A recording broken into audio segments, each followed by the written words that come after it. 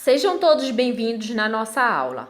Na aula de hoje, iremos estudar os espelhos esféricos, focando nos tipos de imagem que podem ser formadas a partir desse formato esférico e finalizar a aula falando um pouco sobre as propriedades dos espelhos esféricos. Vejamos agora os espelhos esféricos.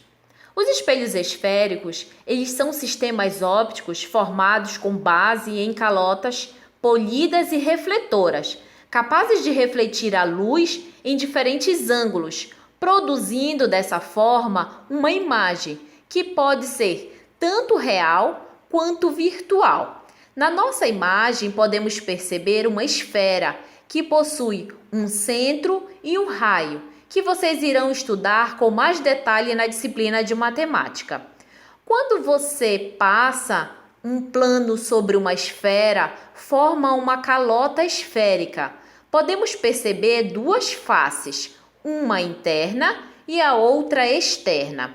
Vejamos agora com mais calma a nossa próxima imagem, mostrando somente as calotas esféricas.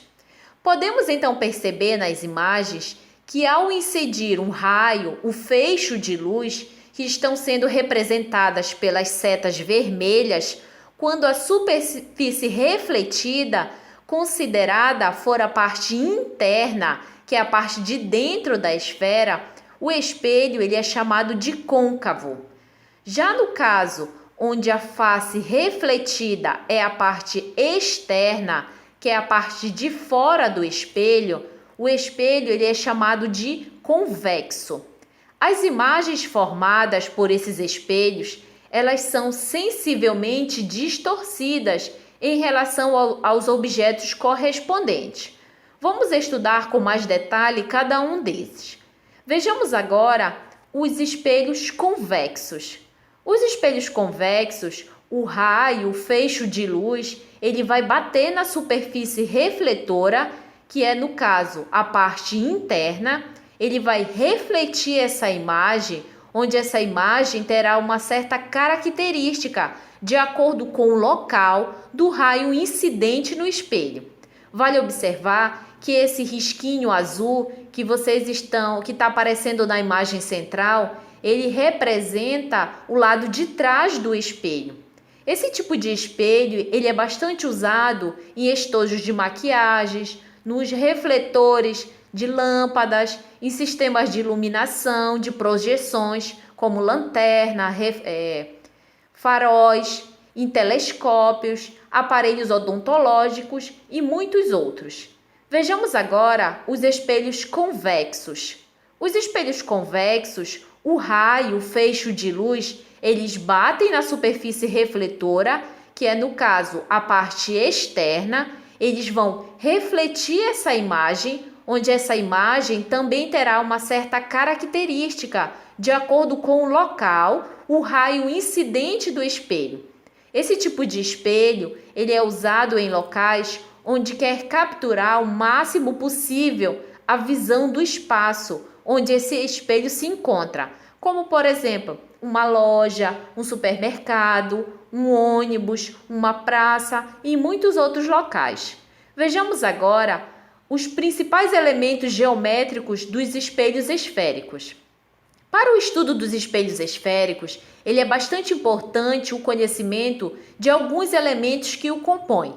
Preste atenção na nossa imagem. Nós temos o C, que é o centro da esfera, o V é o vértice da calota, que é o ponto equidistante de qualquer ponto sobre a extremidade da calota. O F é o foco, que é o ponto médio entre o centro e o vértice da calota.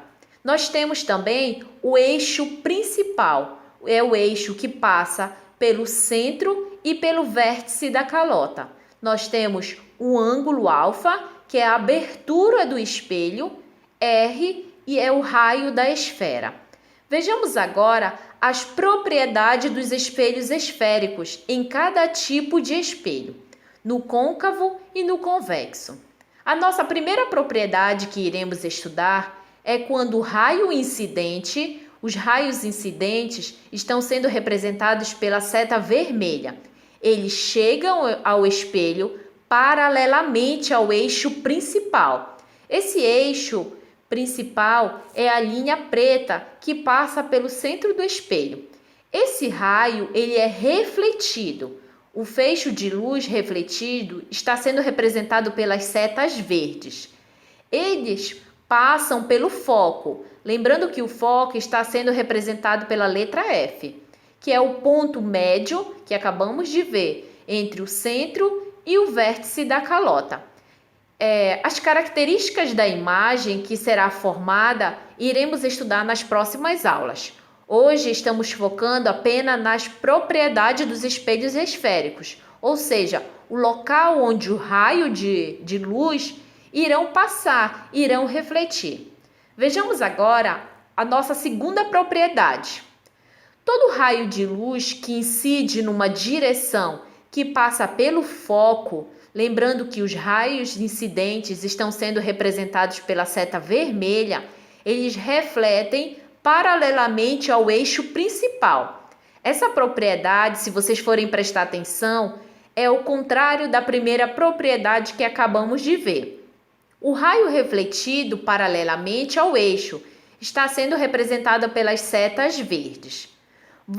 Vejamos agora a nossa terceira propriedade. Todo raio de luz que incide numa direção que passa pelo centro da curvatura, que é o C, reflete-se sobre si mesmo. Ou seja, se você prestar bastante atenção nas imagens, você verá que o raio incidente e o raio refletor, que são as setas verdes e vermelhas, elas estão no mesmo eixo, na mesma direção. E para finalizarmos a nossa aula de hoje, vejamos a nossa quarta e última propriedade. Todo raio de luz que incide no vértice, o vértice está sendo representado pela letra V. Esses raios de luz estão sendo representados pela seta vermelha, que acabamos de ver. Nos espelhos, refletem-se simultaneamente em relação ao eixo principal, ou seja, o ângulo de incidência que a luz chega até o espelho é o mesmo ângulo refletido que vai sair do espelho. Boas aulas, bons estudos e até a nossa próxima aula.